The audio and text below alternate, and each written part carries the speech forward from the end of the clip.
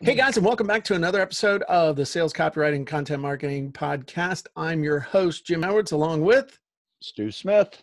And we are here with episode 51. 52. Oh, 52. Sorry. 51 was last week. So I'm trying to think, have we done this for over a year now? Or did we get 52 in less than a year? I think we got 52 in less than a year. I like that. So that's good. That's better than once a week. That's some good content creation. That is absolutely better than we were doing a year ago with no podcast. That is correct. So that's a great thing. And it just goes to show that we're going to lead right into the topic today, because a lot of people will say, okay, my goal is to have a podcast. Yeah, that was ours last year. That's right. No, it wasn't our goal. Our goal no, it was 2 years ago, the goal was to have a podcast, and a year after that, I had no podcast. That's so true. Then I said, okay, enough of this screwing around. Here's the outcome. The outcome is I want to have a podcast where we are posting at least once a week. And so then the goal became doing a podcast every week.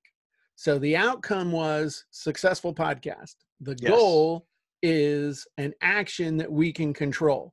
We can't control whether people listen to it. We can't control whether people will act on it. We can't control whether people will even have any interest. Okay, we can influence all that stuff.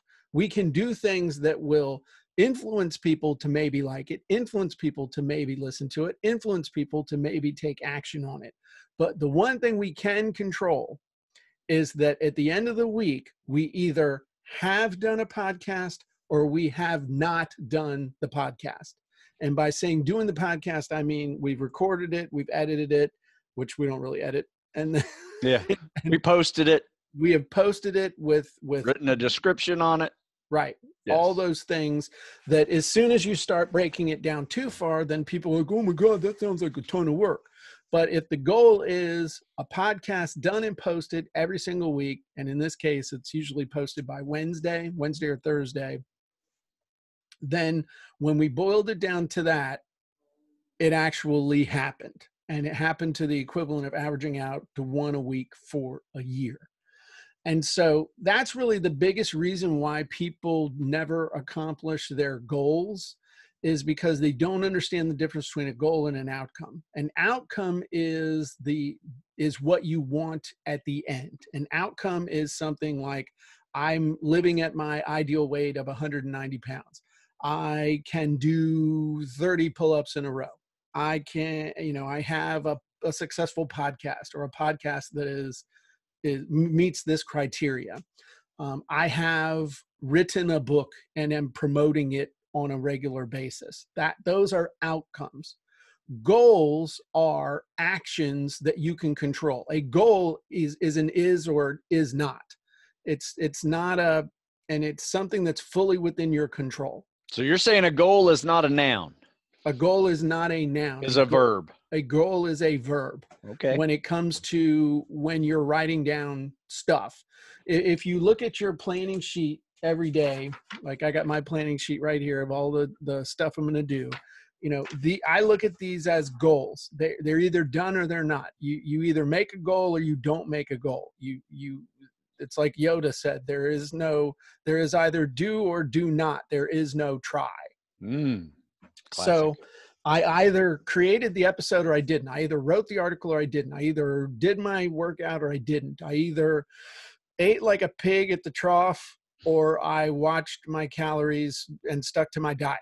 I either watched, 15 hours of television or I read a book for 30 minutes. These are actions. These are concrete things that are causes set in motion, just like not taking an action is a concrete cause set in motion. So as soon as you start living your life from the standpoint of the things that you can control and letting the things that you can't control, that you can influence them, but then letting everything else go.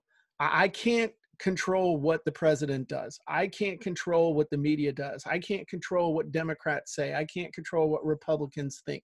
I can't control the tide and the moon and the stars and traffic and all this other stuff. I can influence some of it, but ultimately all I can control are the thoughts that I hold consistently in my head and the actions that I take as a result of those thoughts. Now, you'll have thoughts that pop into your mind all the time. You can't control that. But what you can control are the thoughts that you hold consistently and that you focus on. And so that's it. So you figure out what you want to have, and then you think about it and you act on it from a plan, predefined, and that's how you make cool stuff in your life happen, as opposed to sitting around on a beanbag chair eating Cheetos, watching Comedy Central, and wondering why you don't have any money, terrible relationships, ugly children, and dogs that pee and poop on the floor. Yeah, that's a snowball there, man. You just built a big one. That's going down the wrong path. Wow. Yeah. Huh. I mean, Well, that's pretty cool. You know what I want to do in 2020? I want to say seeing 2020 as much as I can. You want to what? I am seeing 2020. Right? Got perfect vision. Okay. No, just joking. No, no, I like that. I like the idea of goal being a verb. I mean, okay, let's look at it this way. Too many people think of it as just a noun. It's a thing that you're trying to, a goal is a verb. Is a verb. Yeah, I like that. An outcome is what you're after, but the goals are what get you there. So let me ask you a question from your field of expertise. Okay. How many people have ever come up to you and said, hey, I think I want to be a Navy SEAL? I have no idea. Okay. A lot. Okay, like thousands? Yes. Okay. How many do you know that you've actually helped, have actually made it through and become a Navy SEAL?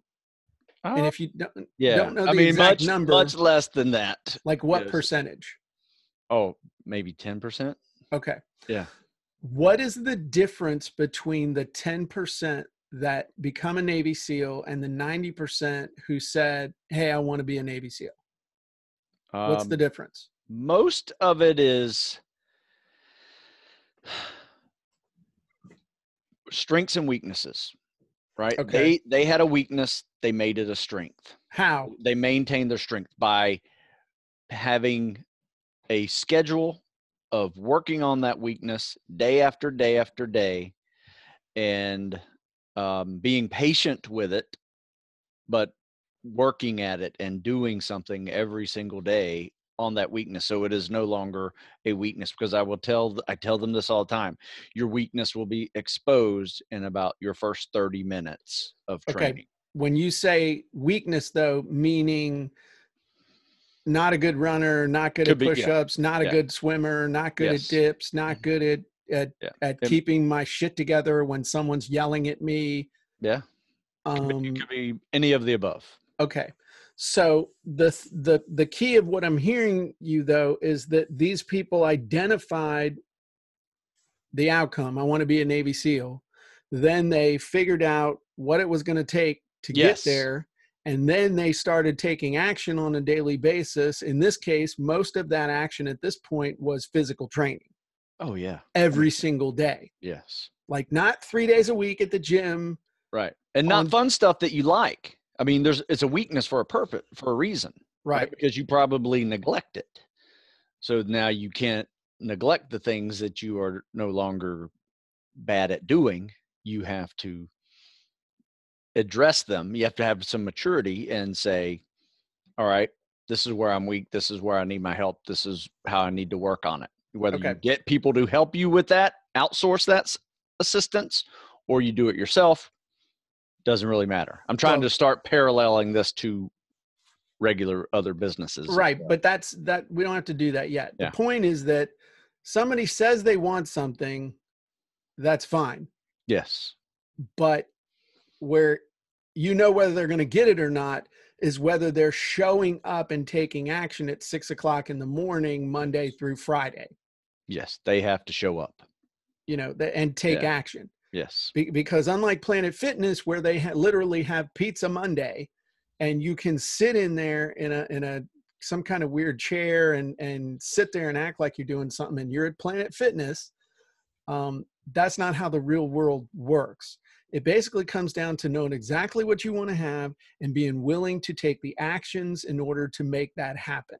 Now, for some people, taking that action, they can, based on past performance, based on physical condition, based on knowledge, based on experience, based on education, based on maturity, based on other factors, they could be ready to go to buds in 12 weeks, or they could be ready to go to buds in 4 years. Right.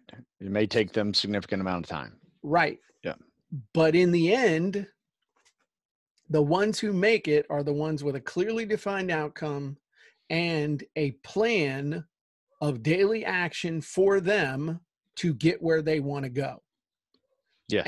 And now we will draw that to the world of business or finance or spirituality or family. My ability to get results in any of those areas is very different than it was 30 years ago when I was 22 and thought that I was bulletproof and, you know, just was cocky as hell. And it just, I would have punched me in the face back then. Yeah. So the point is, all of us are starting from different levels, but we can all achieve the same outcome if we're willing to put in the actions and the time to make it happen. For some of us, it'll take longer than others. That's why you don't compare yourself to others. The only thing you should be comparing yourself to is, am I better than I was yesterday? And the only way to become better than you were yesterday is to take action today. Yes. That's it. You don't do it by, you can't do it through osmosis. You cannot become better through osmosis. Yep. You don't put a book under your pillow and learn from it. If that was true, I would have been sleeping with books under my head since I was 5. You have to take action. And that's so you can make distinctions. That's so you can figure out what's working, what's not working for you. And even if you're headed in 100% the wrong direction, a car that's moving can be turned around really easily. A car that is sitting still in the middle of the highway, no matter how much you yank on the wheel, you will never make forward progress and you can never turn in a different direction.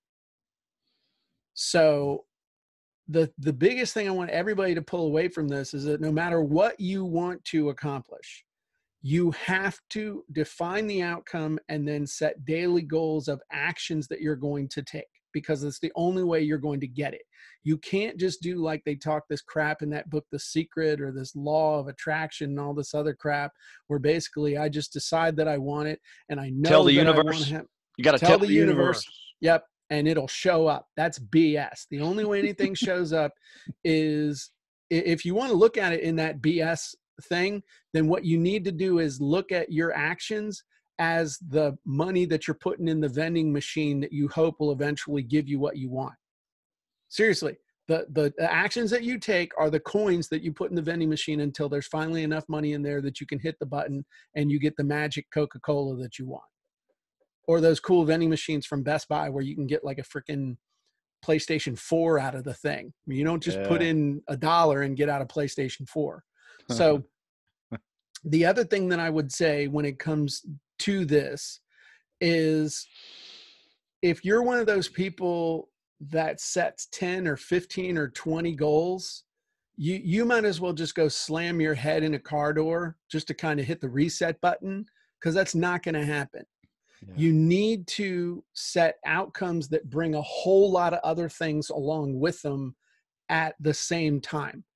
So for example, the podcast thing, if you really wanted to sit down and say, well, you know, I got to do this and I got to do this and I got to do this and I got to do this and I got to do this. And you list off like 20 things, and then you're just focusing on those 20 things and making them bigger and bigger and bigger, then you're never going to get anything done. But like we said, the outcome was successful podcast. The action that we're going to take is create a podcast episode and post it every single week. And then in order to do that, we got to record it. We got to write up a description and we got to post it using Podomatic. and we got to get an image. All of a sudden, we've reduced it down to these 4 goals of what it takes to actually get the thing done. Is there other stuff? Sure. We got to plan the episode. Good. We'll plan the episode for about 10 minutes right before. We just settle into a pattern of activity, and the activity is what makes shit happen. If you don't engage in activity, then you're just sitting around doing what most people do, which is contemplating their navel. And as you're doing the activity, you get better and better and better. And it goes from knowledge. And I mean, it goes from knowing about it to know-how, knowing how to do it. And you just bust it out. It's been a good year. It's been a good year for podcast development. Sure. You know, I think we've learned a lot about it. Still learning more about it because technology evolves. There's always a new place to put your podcast, so you have to stay on top of some of that. Right. But no, it's been a good journey. But you know, another thing to look at it this way, again, to keep things simple, and that goal, let's say you want to maintain or you want to reach your ideal weight, whatever that is. Not, I want to lose 50 pounds, because if you think about, I want to lose 50 pounds, I got to get rid of this 50 pounds. I can't seem to get rid of this 50 pounds. Why can't I get rid of this last 50 pounds? If you focus on the 50 pounds, all you're going to get is more 50 pounds. You have to phrase it in such a way that your body knows, or that your mind knows exactly what it's moving towards. So your outcome is, I live every day at my ideal weight of 190 pounds. I live every day at my ideal weight at 190 pounds. And reduce all the stuff that people want to obsess over down to a single daily goal. I'll work out every morning at 7:30, from 7:30 to 8:45, or 7:30 to 8:30, or 7:30 to 8:15, or 7:30 to 9, depending on what it is. That's the goal. What the exercise is, you can buy Stu's books, turn the page, and he'll tell you exactly what to do. I mean, you don't even have to think about it. You can join his coaching program, and he'll send you workouts that you do every single day.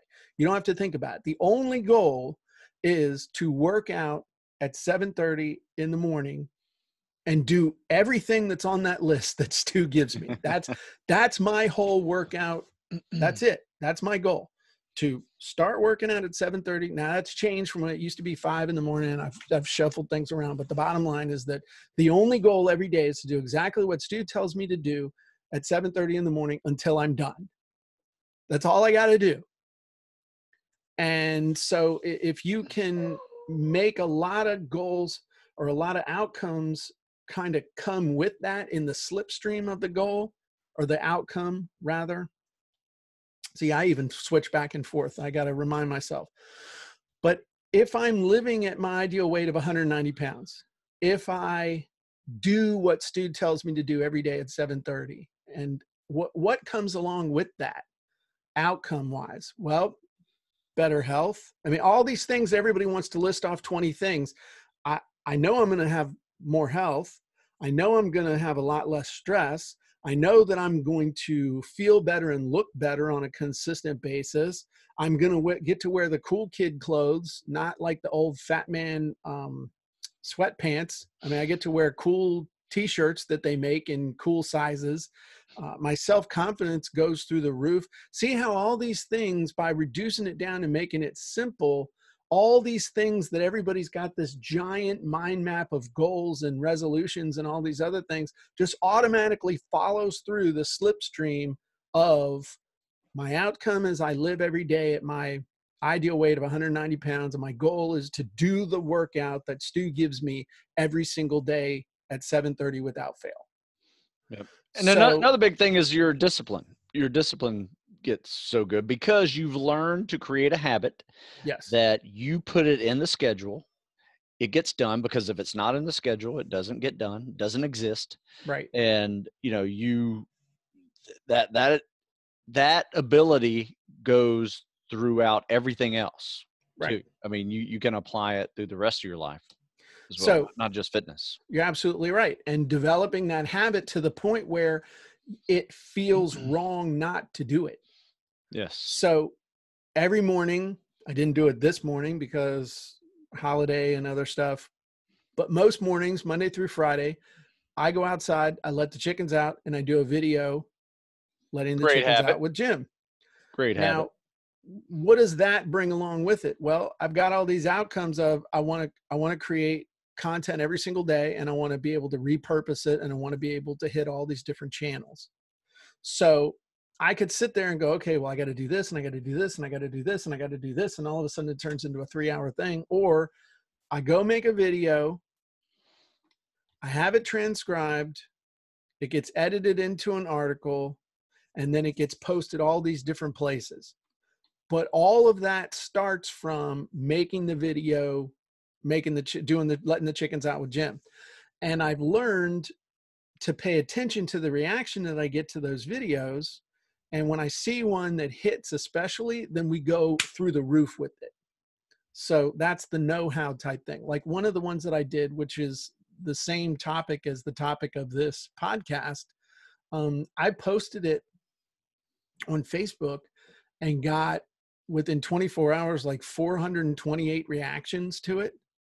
I posted it as an article, and I don't remember how many comments and stuff, but I was like, okay, so what does that tell me? I need to send this as a standalone email. I need this to be in my newsletter. I need this to go everywhere on all my social media.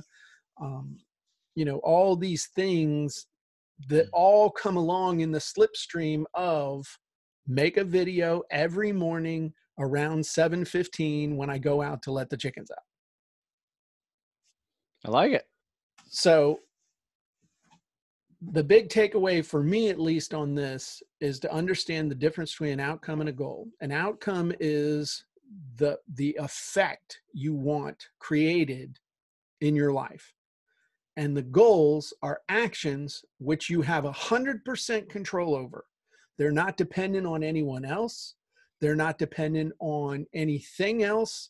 They are 100% within your ability to control. Now, if Facebook were to go out of business or some shit like that, I mean, I can't control that, but I can control whether I post a chickens with Jim video on Facebook every morning. There's extreme examples, but the bottom line, it's 100% within your ability to control. Yeah. That's how you want to structure your life and your business, because it puts you in the driver's seat. And at this time of year, when people are really kind of tuned into this, if you set your goals the wrong way, it just leads to another year of frustration and giving up and feeling bad, as opposed to actually finally getting the kinds of results that you're looking for and that you want to get. Yeah. I like the words goals and outcomes a lot versus resolutions, because if you notice, we don't even use the word resolution anymore after maybe 2 weeks after. I was going to say January 3rd. Yeah. Well, it's like, it's when you quit saying Happy New Year to people. Right. Like people are still saying, oh, Happy New Year. Right. Right. Probably by next week, it's done. Yeah. People will stop saying Happy New Year. Yeah. Unless they want people to think they're weird and like, yes, it is New Year. Yeah. Thank you, weirdo. But anyway, yeah, resolutions are tough. And I love goals. I love sub goals, but the outcome, thinking of the outcome primarily is the great concept. Absolutely. Cool. Yeah. So any final thoughts, Stu? No, this is a great time of the year to do that. Like Jim says, everybody's kind of in tune with this process of let's try to be better. But, be honest with you, you can do this any day. It doesn't have to be January 1. It could be April 1. It could be June 1.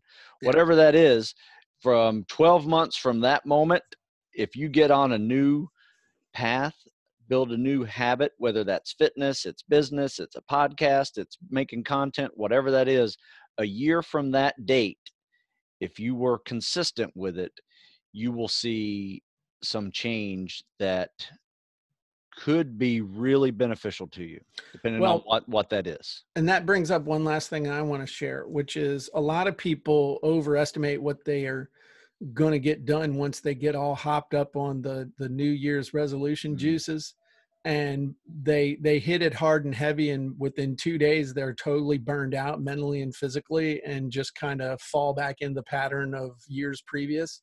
You got to pace yourself. You're just like with fitness, that's why fitness is the perfect metaphor for business. It's pretty good. parallels, definitely. You're not going to be able to do physically now what will be capable of doing 3 months, 6 months, 9 months, and 12 months from now. Absolutely. And if you try, you're going to hurt yourself. Yes. And then you'll give up. You'll say, okay, this isn't going to work for me. So you've got to pace yourself. This is one of those things where this is a marathon. It's not a sprint. Yeah. You will have parts of it where you will have to go faster and harder, but you have to balance that out, because where you get burnt out is getting out of balance. You're working 16 hours a day. You're not taking care of your health. You're neglecting your family. You're just not in balance. You know, that's the thing that when I have seen the past, when I've been doing the best, is when I have been the most balanced in my physical activity, in my sleep, in my nutrition, in hanging out with my family, in taking a nap in the afternoon, in getting quality work done, communicating with my team. Just when everything's in balance, that's when the great stuff happens. And when things get thrown out of balance, either by me or something else, if I keep it out of balance, something has to get for too long. Something has to give. And usually it's in the area of health, or relationships, or money. Yeah. Those are the three areas that it will fall down in. Yeah. I usually will say, health. I'll say this, that, I think one of the reasons why I train is so when life does get stressful, when I have to pull late nights and early days consecutively in a row, that I have some amount of energy level that I can pull from, along with some mental discipline to be able to do it as well. But you're right. You can't work at this level day after day after day after day without just really falling apart. So it's okay to kind of go up in these little sine waves of activity like that. But you're right. Everything kind of has to come back to balance. Yeah. Otherwise you do break. Yep. Something will give. Yeah. Maybe that's another show. Okay. Maybe we'll do that. Cool. All right, guys. Well, if you're not a member of the Sales Copywriting and Content Marketing Hacks podcast, you should be. If you don't have a copy of Copywriting Secrets, you should have one. Head on over to copywritingsecrets.com and grab a copy. It's been called a modern day classic. And over 15,000 people have one of these hot little numbers in their hands. That's pretty cool, don't you think, Stu? I would say that's a 15,000 copies in in less than 6 months. No, less than 3 months. Like 3 months, at 3 months. That's pretty good. Yeah. So you've been burning the candle at both ends for a few months. I have, and I've suffered from it. Yeah, it's hard. It's hard. I mean, we all go through it, but this is when we rely on some resilience reserves and then take a little break. Take a nap. Yeah. Cool. All right, everybody, have a great day, and we'll talk to you next time. Bye-bye.